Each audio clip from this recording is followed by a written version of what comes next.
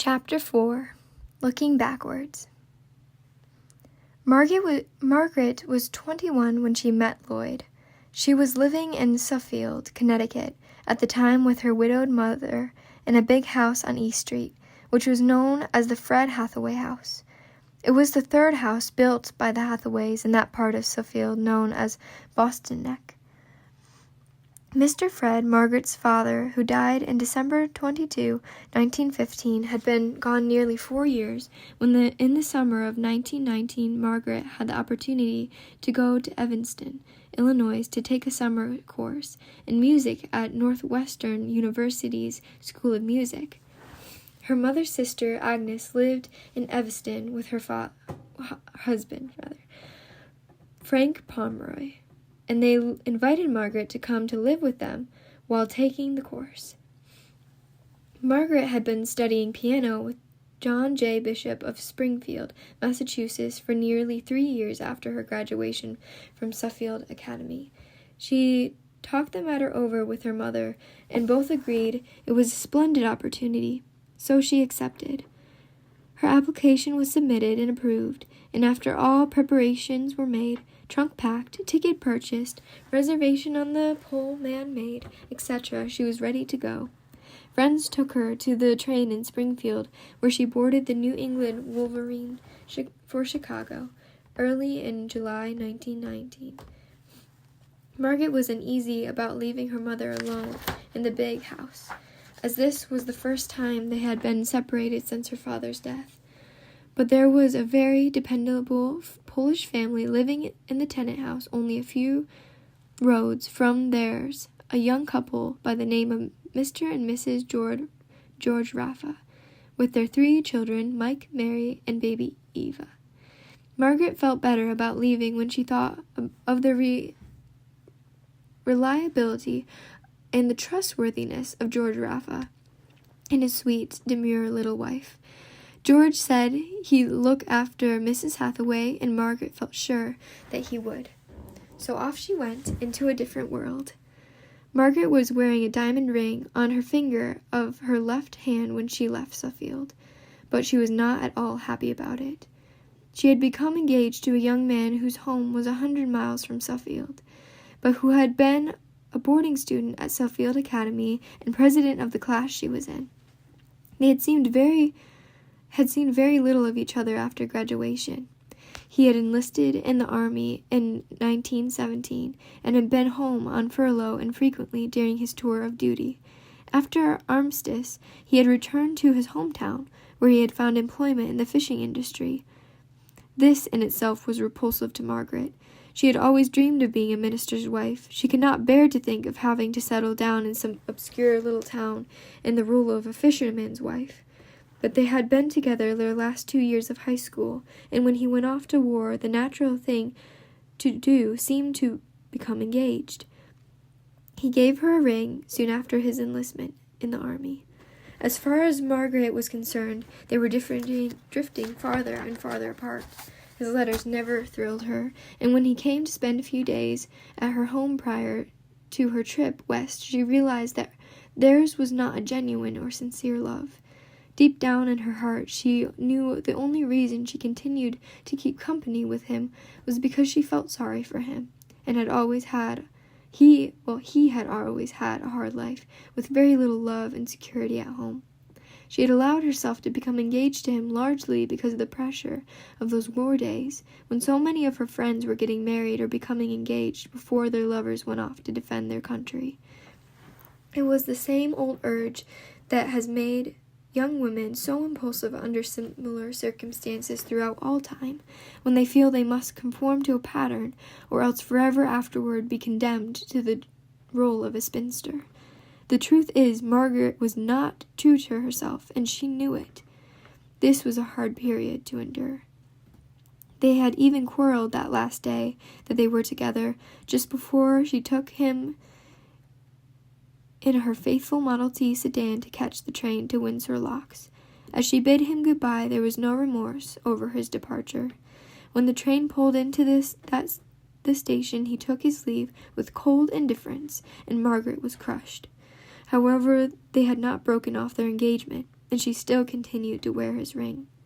All these thoughts surged through her mind as she sped westward on the train towards Chicago. She felt so disconcerted about the whole affair, she didn't know whether to tell anyone about it, or even if she should continue to wear the ring. During all those long, hot summer weeks at her aunt's, Margaret's mind was so perturbed that it was difficult for her to do her homework, or to keep from being on the brink of tears. Her aunt and her cousin, Olin Cliver, who was a guest in the same house for the same length of time, were uncomfortably disturbed by Margaret's apparent restlessness. When she received his letters, they would drive her to distraction. Often she would curl up in her uncle's big easy chair in the den and sob convulsively. No one could help her, but no one but God. She knew that this perplexing problem could only be solved by her and God. She was in the depths of despair. She did not want to spend her life with a man she did not love. Of this she was very certain. She was sure also that only God could help her. But how? For many years she had taken all her burdens to him, and she was confident that in this enigma and its outcome God would intervene. As the day drew nearer to the completion of her work at the School of Music, she began to realize more and more that this relationship with her boyfriend was most assuredly not love. How could she live this way all her life, she wondered, and then the thought would come that perhaps things would be better after they were married. Then she remembered her mother's advice, never marry a man to reform him. She had often heard her say, Margaret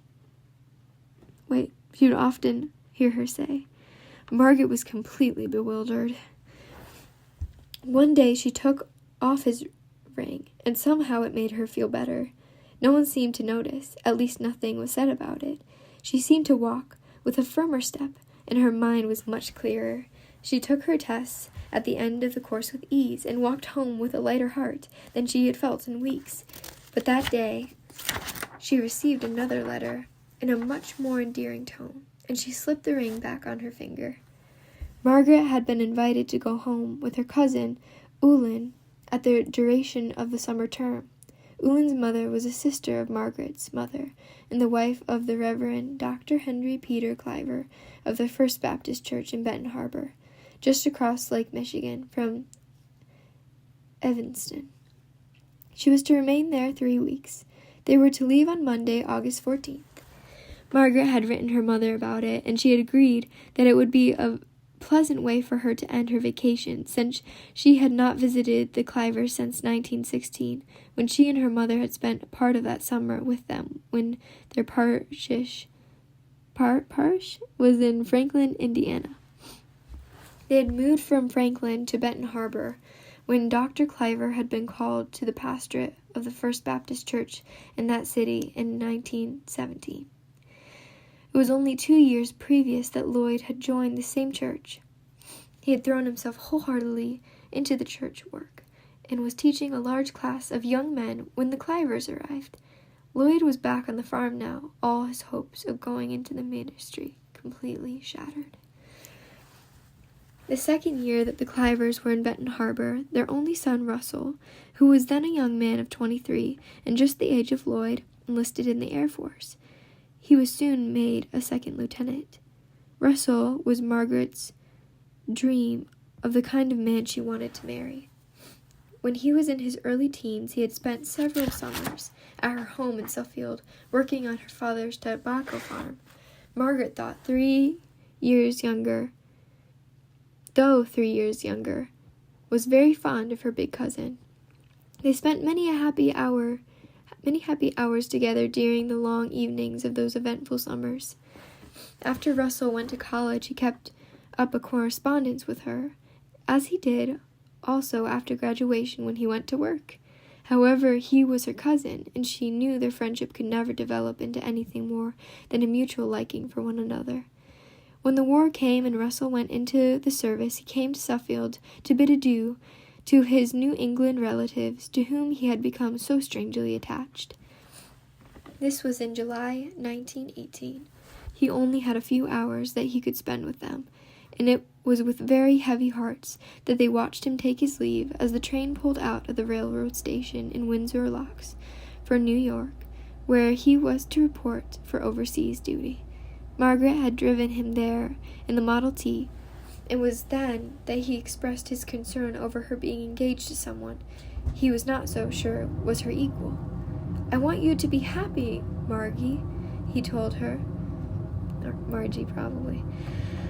As he put his arm gently around her waist. "You deserve a good husband, so look before you leap. Be true to yourself," he warned her. This sounded very much like some advice that one of her professors had given her several years before him when she was in high school. William Wanamaker, her algebra teacher, when writing in her autograph album, had written those famous words of admonition from William Shakespeare's Hamlet. "This above all, to thine own self be true, and it must follow as the night the day, thou canst not then be false to any man." She had never forgotten them. In fact, they had made such an impression upon her that she had memorized them and tried to live by them. But she was finding it much easier not to be false to others than she was in being true to herself. Well, here it was August 1919, and she was on her way to Benton Harbor to see the Clivers. Uncle Henry and Aunt Mattie would be there, and their daughters, Eulyn and Frances and Rachel. Faye, the oldest daughter, was studying at Columbia University in New York City, so she would not be home. And dear Russell would never be there. He had been killed in an airplane accident in Toul, France, a month after the armistice was signed. This was the severest blow to his family that they had ever received. Aunt Mattie knew exactly when it happened, just a day or so before his 24th birthday. She dreamed one night that he had been killed. Later, when they brought his body over from France for burial, she saw it arrive in New York City and told her family about it on the day they were notified of its arrival in his native land. Was it a mother's intuition or presentiment that told her? Some said she possessed a sixth sense. Was this supernatural power that she seemed to be endowed with? Today, we'd call it extrasensory perception. Word came to them of this tragic accident on a Saturday night, the week before Christmas. It had happened on December 9th, the day before Russell's 24th birthday.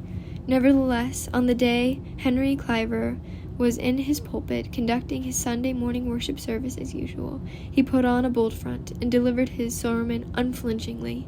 He knew that if he could bear up against that day, he would be able to face his grief with quiet confidence. All in his congregation admired his resoluteness and courageous spirit. There was scarcely a dry eye in the church that morning, but Henry Peter Cliver was as strong as his name and never shed a tear. His wife and two younger daughters did not attend church that morning, but Eulyn was there with her father. She was teaching at that time at the high school on Broadway and living at home in the Baptist parsonage, a block or so down the street from the school.